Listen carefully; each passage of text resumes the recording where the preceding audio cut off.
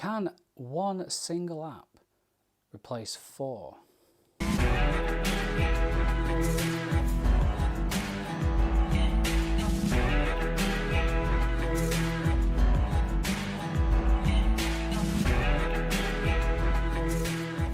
Welcome back to Physical Mao. Now, multifunctional photo and video apps are a really curious thing because it's like, wow, this thing does stills, video, time lapses and long exposure all in one. And then you download it and it turns out that, yeah, the stills mode is quite good, but then the video mode is kind of lacking, and then the long exposure and time lapse functions are just like completely useless. So then you end up going back to the App Store looking for that time-lapse or long exposure app that you thought you were getting included with the all-in-one. Now, Pro Camera by Moment is one of these multifunctional photo apps, but it's different, very different. Let's talk about it.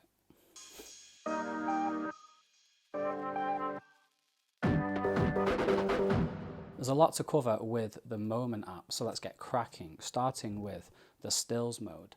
The stills mode comes with all the things you'd expect from an advanced camera app. You get full manual controls, RAW shooting, a live histogram, focus peaking, separate AE and AF controls, and even bracketing. Now, a lot of Moment's competition also have these features, but Moment's piece de resistance is its implementation. With these other advanced camera apps, I find all of the stuff on the screen it's distracting, and it's like a barrier to the viewfinder and to my composition. Moment also has a lot of stuff going on around the viewfinder, yet the way it's designed, it never feels distracting or intrusive. It's also subtle and elegant.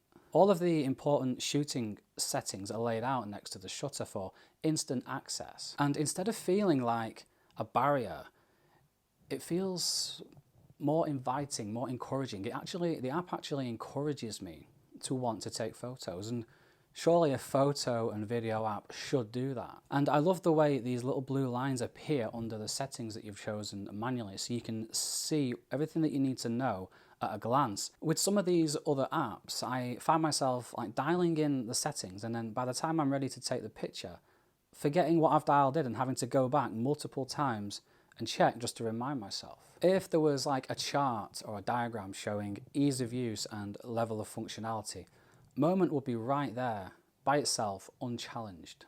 One thing that Moment is noticeably lacking compared to its competition is depth photos, which at first I was disappointed because I love taking depth photos. I think they look really, really cool. So initially I was switching over to Halide to take depth photos and then back to Moment. But then after a few days, I stopped doing that. I stopped missing the depth mode photos completely. Couple reasons.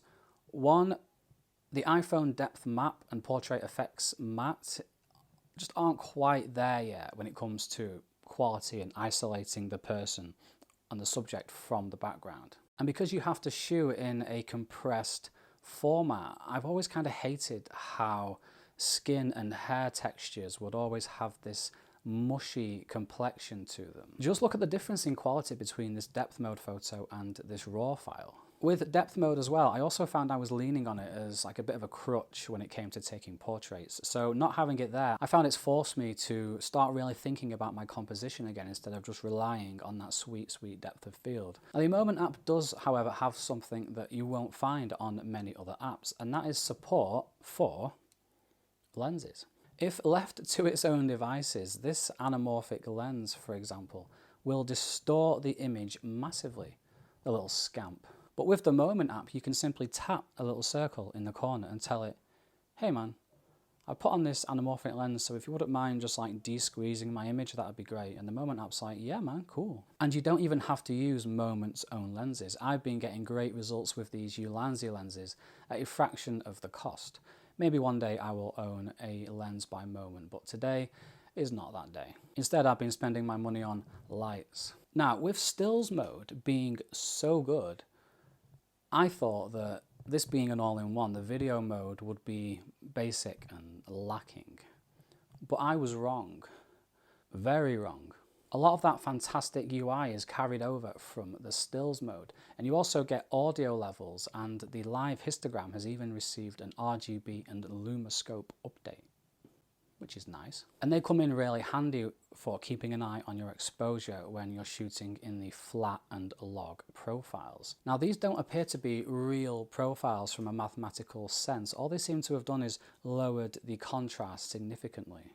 And because log is such a big deal, especially on a mobile phone, you would expect Moment to make a much bigger deal out of it in their advertisements, but they hardly mention it at all. So this makes me think that the log profile is really just like a log effect. This doesn't mean that the profile is a gimmick and completely useless. The very low contrast is actually still good for grading. And if you've ever wanted to shoot in log, but you'd be looking at Filmic Pro and it seemed a bit too expensive or a bit too complicated, the Moment's log profile is actually quite a decent representation of the log experience. Take a look at this short yet gripping sequence of my dad repairing a gate that I shot with the Moment app on my iPhone XR.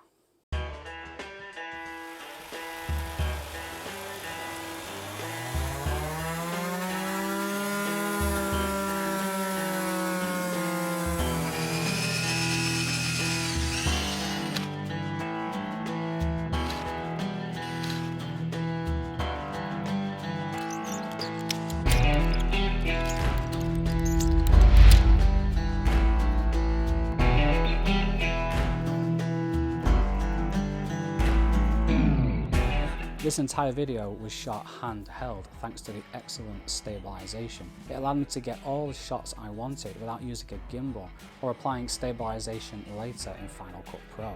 As expected, the stabilization does apply quite a significant crop, so I would recommend shooting in 4K and then downscaling to 1080p later.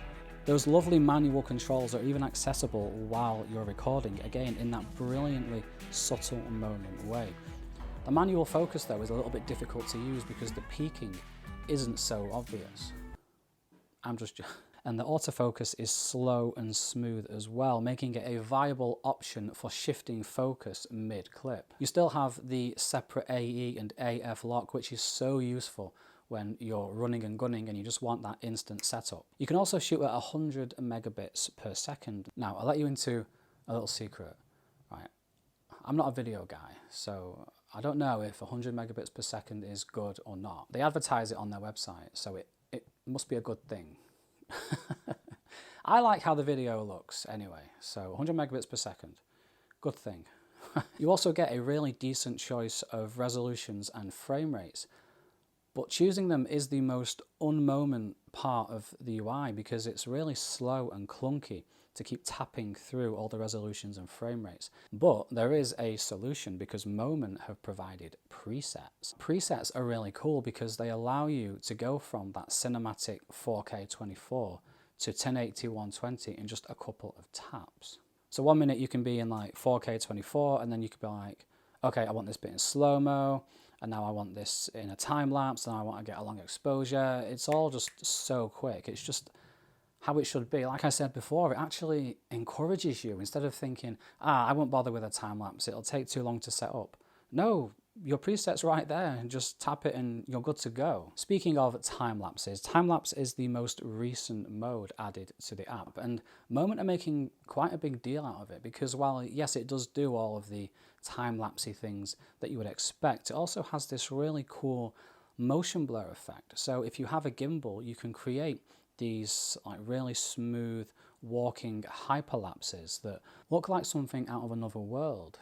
And if you're not sure where to start or how to do one of these motion hyperlapses, when you first get the app, you can put your email address in, and it's well worth doing because every day Moment will send you a different like pro tip explaining different functions on the app. And the app is really integrated with their YouTube channel where they post these great videos where they teach you how to use the app and they inspire you to actually go out and use the functions and create, and it's something that I've never seen before. I think it's absolutely fantastic. The final and most basic mode is long exposure, but basic by Moment standards means that you still get those full manual controls, the live histogram, a timer, a choice of exposure options. And this is the mode where the results speak for themselves the most, because while I as the photographer still have to do some work, the results really depend on how well the app can do the computational frame interpolation stuff, which I imagine isn't easy to do because I've only ever come across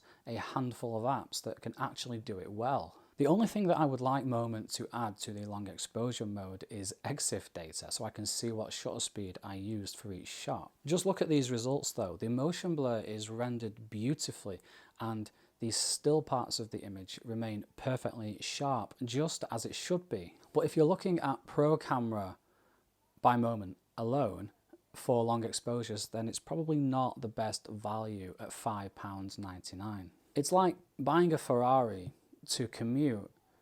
Yes, the Ferrari will get you to work, but you're not using it to its full potential. So if you can't tell, I think this app is absolutely fantastic.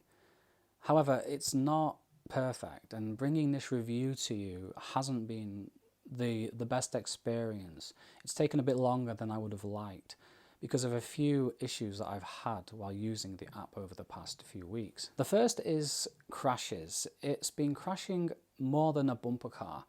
Now sometimes it would crash consistently in the same place every single time, so I could work around it. Okay, I can't export this time lapse because it might crash. I can't press this button because it's going to crash, so I'll do that later. So I'd be recording my screen for a good 10-15 minutes, and then I would do something and the app would just crash and it would bring my screen recording down with it.